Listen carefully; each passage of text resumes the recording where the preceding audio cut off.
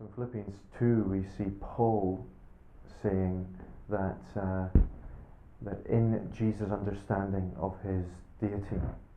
we have a pattern that is to be followed by his disciples. And what Paul's teaching there is that Jesus' understanding of his deity was that it's not something that gave him the opportunity to get something for himself, but rather that this was the power to serve humbly, to become not just a man but to become a servant, and not just a servant but a servant who stood the course right the way, stayed the course right the way to death, and even death on the cross. The second half of that passage then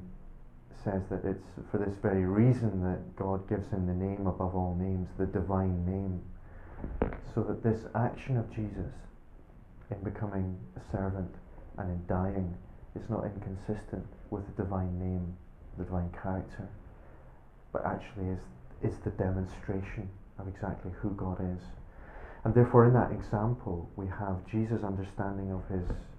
divinity, his equality with God is what Paul calls it there, and all of the rights, all of the privileges,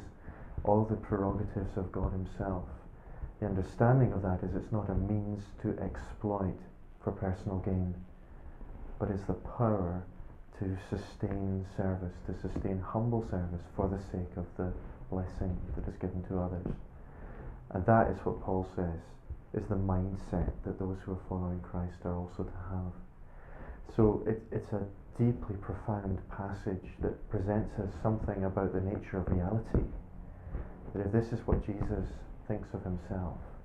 it's telling us that the very nature of power, of privilege, of position, of authority, is that it is for the purpose of service and never for the purpose of self-aggrandizement.